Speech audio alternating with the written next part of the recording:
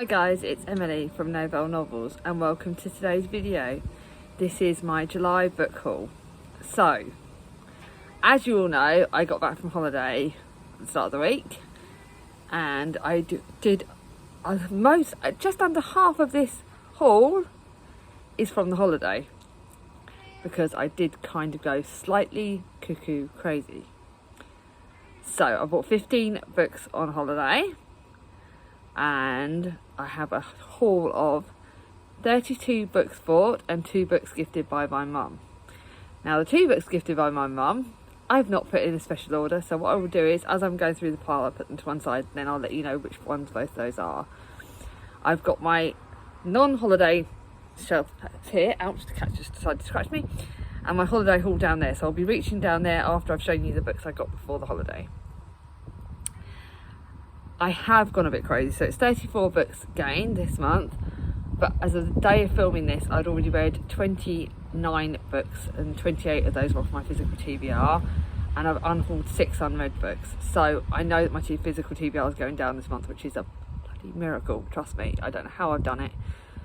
Next month in August I'm hoping, fingers crossed, going out with Gemma, because the Gemma trip got changed because of the heat wave and being a mum busy jobs, but I'm hoping that having our little break going.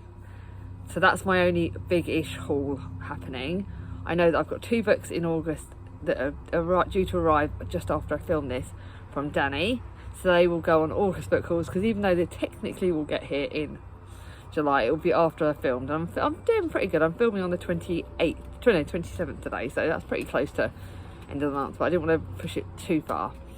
And I also know that I'm getting a book sent to me by publishers. Oh my god, the cat's gone crazy.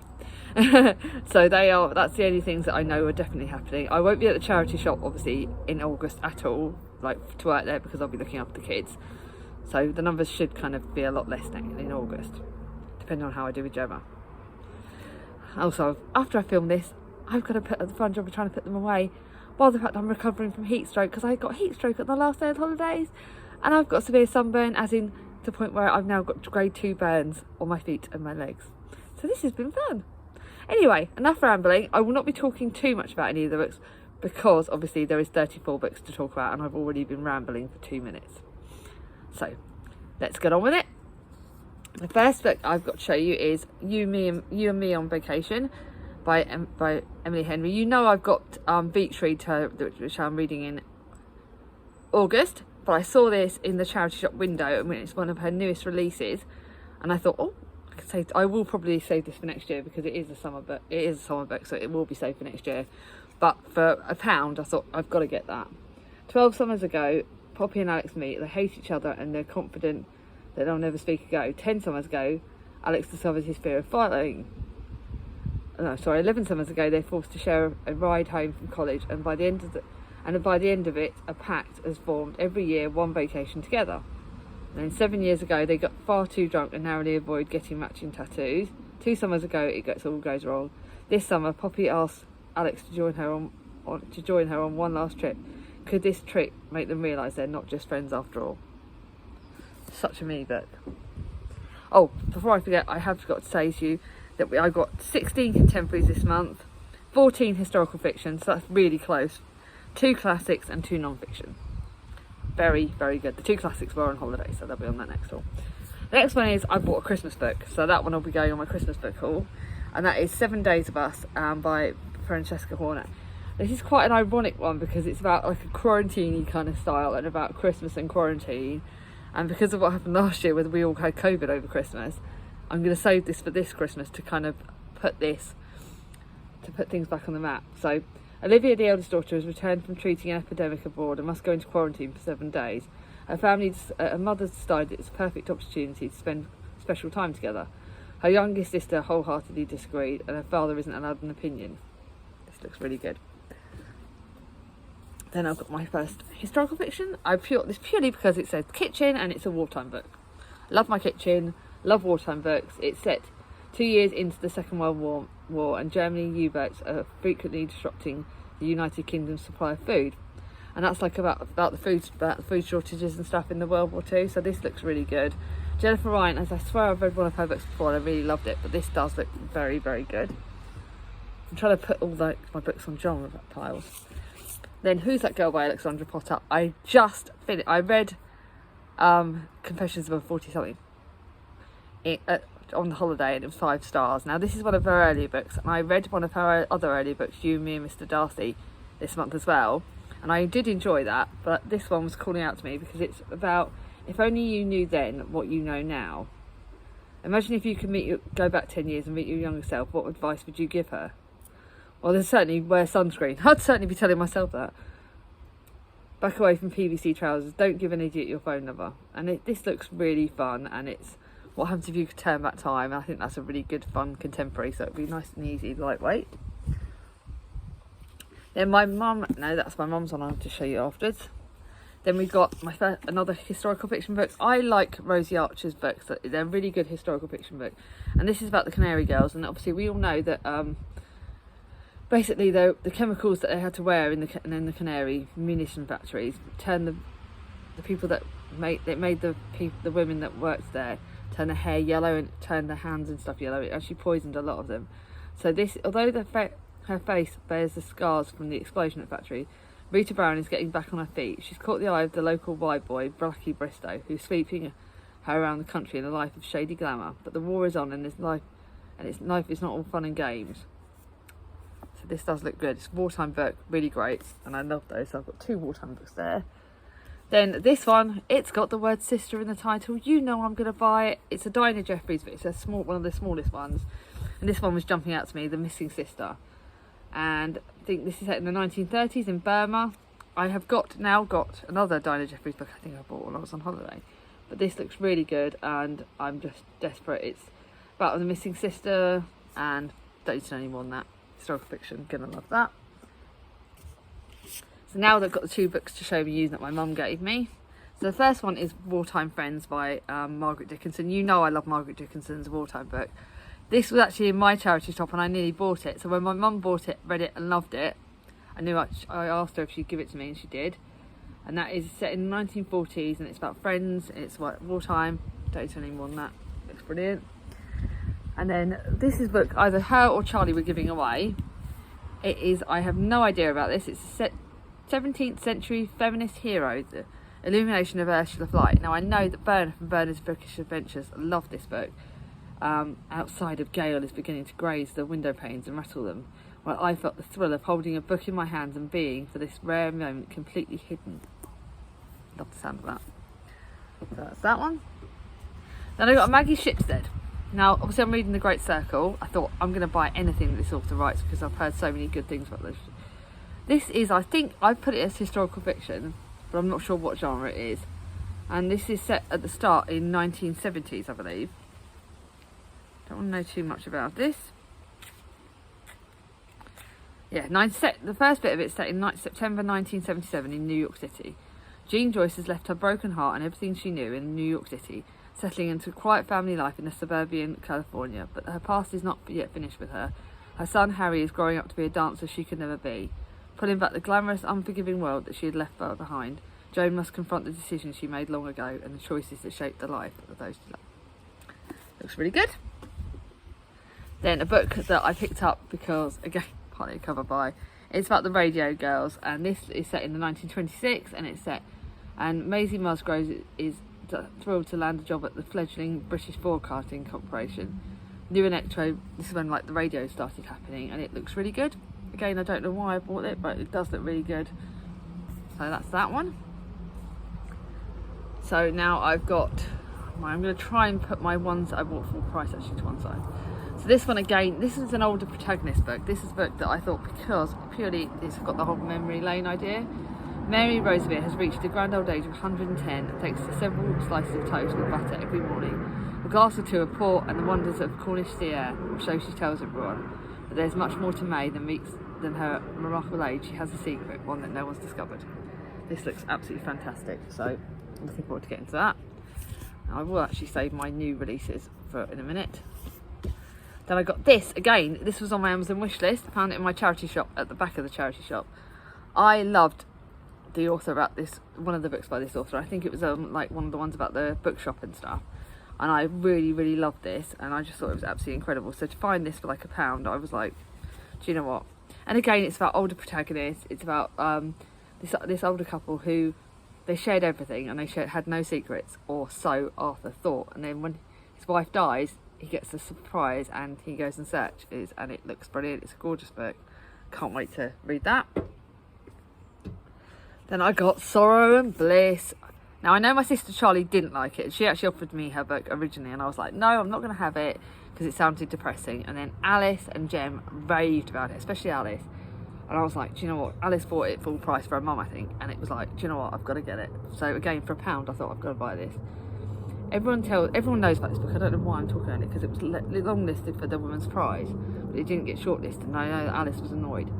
Everyone tells Martha Field she's clever and beautiful, a brilliant writer who's been loved every day of her adult life by one man, her husband. But why is everything broken?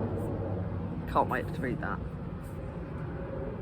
Then I got this, and again, this is full price. I got this for £1 actually, and it is stunning. It's another Mahi McFarlane book. You know I loved one of her books, which I got sent for a read along, and I found this in this gorgeous cover of it. I think it's one of her older books, but everyone can see they're head over heels in love. It must be true love. But when Laurie is dumped by the partner of 18 years, she's blindsided. Not only does she feel humiliated, they still have to work together.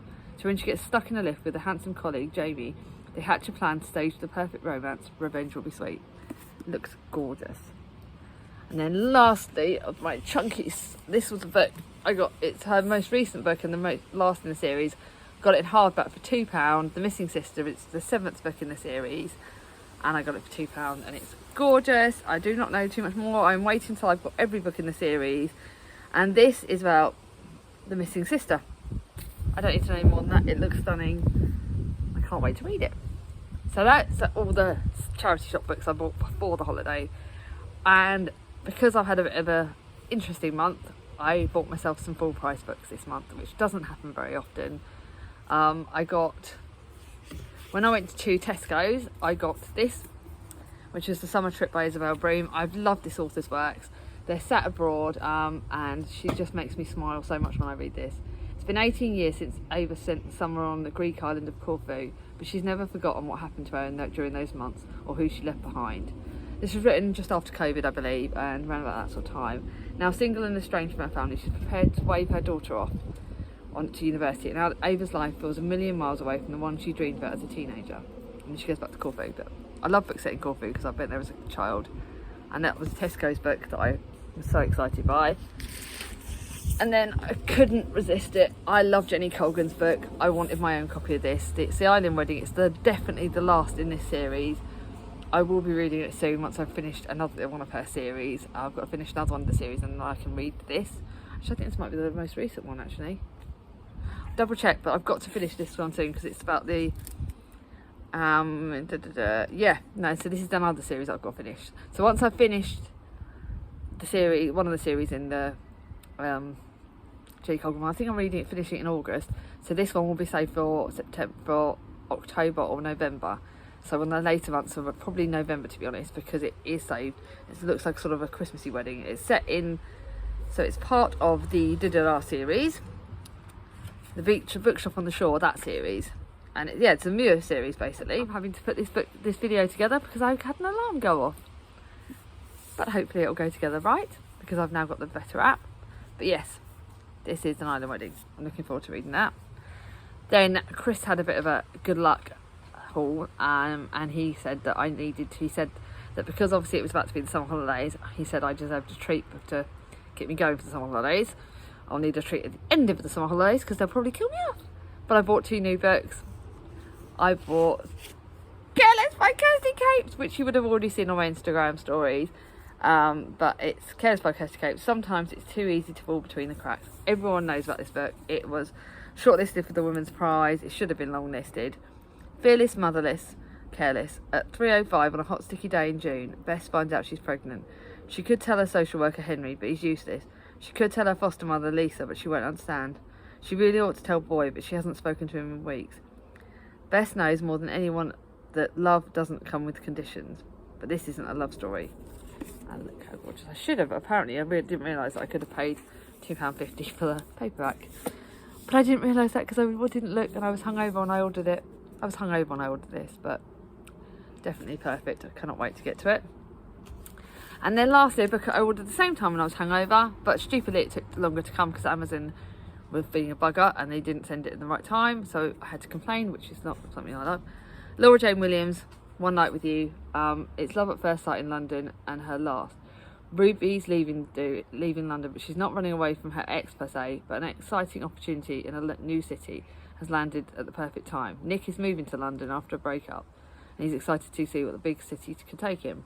When a chance meeting there throws them both together for one night, it's clear that this could be the start of something special. But there's one problem: she's leaving, he's arriving. So after tonight, they'll never see each other again. I haven't got One Stop because I gave it away, but I have got The Lucky Escape and The Love Square, which I loved, and I'm really looking forward to this. So those are the books I bought before the holiday. Now I'm going into my holiday pile. They are not in genre order, they are not in order at all, and I'll be leaning down. So I'll go from pile to pile, and this will give me the opportunity to sort them out. First one, The Sweet Temptation by Lucy Diamond. Actually, I'm realising you guys will have seen these books in my, do you? No. I've just realised this one's coming out. In my holiday vlog, I will be going over these in a bit more detail, so please feel free to go over to the holiday vlog when it arrives. It'll be not the next video, the one after that, and I'll talk about these books in more detail, so I'm not going to talk about them too much, just to say Sweet Temptation. It's about, this has got a bit of a fat phobia stuff in it, so they're meeting at like a weight loss sort of club. I'm not calling that a horrible word. I hate those words. But it's a weight loss club, and they're basically meeting up, and some people get together, they become friends, and they realise that food isn't always the answer, I think. That's the kind of gist I get from this, but I do obviously love cake, and it looks gorgeous, so that's that one. This is the start of another Percy Jackson series. Not the Percy Jackson, this is one of the spin-off series. And it's the first in it. It's the Trials of Apollo, that series. And this is the Hidden Oracle. I am loving the Percy Jackson series, so I've decided that I'm now going to haul all of this series. And then when I've got it all, I'll read that. That's my YA book. And basically this is Apollo. And he used to be a god, but he was cast down from Olympus and woken up in a new dumpster, and he persuades Percy Jackson to give him a lift to Camp Half-Blood, but the place is in chaos. Demigods are going missing, and the only seeing oracles have fallen into the mysterious enemy known as the Beast. I figure regaining Zeus's favour would involve a series of harrowing trials, and he was right. So I'm looking forward to that series. Then I found a proof copy, which shouldn't obviously be sold in charity shop, but I found it and it's stunning. And this is a Daniel Atkins book, A Million Dreams, and the proof copy is stunning. I will be honest with you, it was actually first released in November 2019, so that's about 2 or 3 years ago. So it's not one of her most recent ones, but it is gorgeous. Beth Braddon has always dreamed of owning a florist, but today the bouquets of peonies and bright spring flowers are failing to calm her nerves, because today Beth has to make a life-changing decision to share with her husband. Izzy Vaughan thought her husband would stay forever, and he got 8 years ago something that happened to these two women, something that's about to bring them together in a way no one thought possible. That looks gorgeous. I say I'm not going to talk about them. Another contemporary Year at Hotel Gondola. So this is set in Siena? Yeah, set in Venice. Again, it's a very summer book, so it'll be safe for next year. And Kat has never lived a quiet life. She's an adventurer, a food writer travelling the world, visiting far-flung places and eating in unusual things. Now she's about to embark on the biggest adventure yet, a relationship. That looks gorgeous. I am so not looking forward to trying to put all these books away. Then I've got another YA, which is Beautiful Broken Things. I loved one of the books by this author, which I think it was the one that about the deaf character, had the deaf character and the selective mute character. And I liked one of the others of books, and I thought, do you know what, this does look really good. Beautiful Broken Things is like about two broken people, and it looks really good. Don't need to know more than that. And then look how gorgeous this is. Stunning. Then this is the book that I'm probably the most excited about, because it's The Lamplighters. A lot of people have raved about this, and look at the splayed edges. It's historical fiction meets thriller, set in Cornwall 1972. 3 keepers vanish from the remote lighthouse miles from the shore. The entrance door is locked from the inside, and the clocks have stopped. The table is set for a meal left uneaten. I know that Gemma from Read a Book Gem loved this, and I know that a few people I know that have got it, so I'm saving this. And there's a sticker at the back. The things I hate about charity shops is the stickers. But yep, so that's one book. And another book, I listened to an audio book, and now I've got it in hard. Now I've got my own copy of it, and that's the Dictionary of Lost Words by Pip Williams. Again, it's a book everyone knows about. It is about the suffragettes. It's about the Dictionary of Lost Words books. Katie from Books and Things absolutely loved this book, and I cannot wait to physically read it and see if I get more out of it than listening to an audiobook. So yay, that's one. Another one. Alright, so what's the next one? This is what I love about these piles. I love The Love Child by Rachel Hoare. This is my third or fourth book I've got by this author, so I need to actually read the second one now. And this one's set in two timelines. It's set in 2011 and 1935 in Cornwall again. Brilliant. I don't need to know too much more than this. And it's two timelines, A Gathering Storm, and it looks absolutely gorgeous. Historical fiction. Hang on, I'm trying to work out my timelines. This was a bit of an impulse buy for like 20p. Love and Family and Friendships. Don't know much about this. I thought I had books by this author, and it looks like one of those books you can get in the pound shop. But Fiona Nord is happily married with a small daughter and another baby on the way. Her life will be complete, but she cannot forget the baby girl she was forced to give up when she was 17. Looks brilliant. So now I've got that one.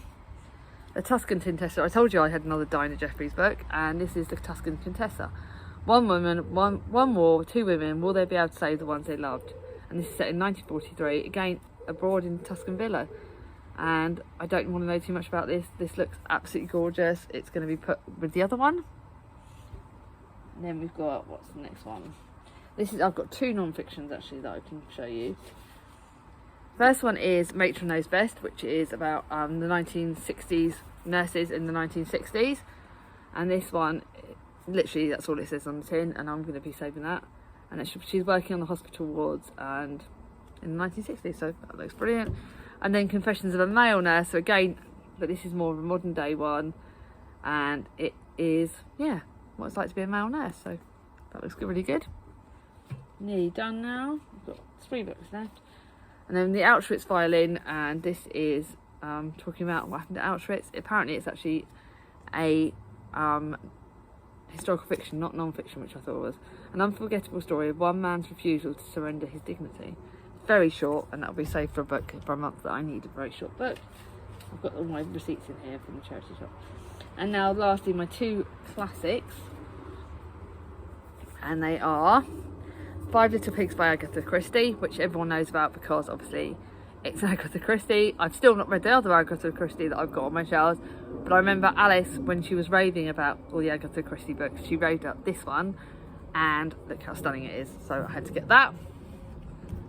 Just realised that's on the wrong pile. And then I had to get another Hardy, and it was in the Wordsworth Classics edition, although this one's not one of the most popular ones, but for £2 it's beautiful, and it's The Pair of Blue Eyes, another Hardy, and I'm looking forward to trying this one.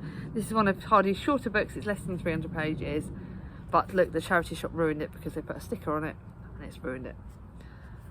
So that is the end of my massively long book haul. Are there any of these books you want to buddy read with me? Are there any of these that you think I should prioritise? Let me know down below. And then lastly, what has been your favourite book you bought this month? I'll be honest, I think I'm torn between, Careless is probably going to be my favourite book that I bought this month, but it is very close between that and An Island Wedding, because Careless is probably my favourite book I bought full price, and then the charity shop one, I'm probably going to say either The Missing Sister, or I think it's going to be oh, I can't really decide any other one. Yeah, one. I think. Let me have a think. I've got all my. This is the thing. This is where me and my thinking. Sorrow and Bliss. They're the 2 books that I'm really raving about because I found them, and they're books that Alice has talked about. I am going to link Alice's channel down below. I'm going to link Katie from Books and Things channel down below, because they're 2 of the people that have inspired a lot of these books. And yeah, if you like this video, give it a thumbs up. If you're new to my channel, not subscribed yet, bring on my ding-a-ling, and I'll see you all soon. Bye bye.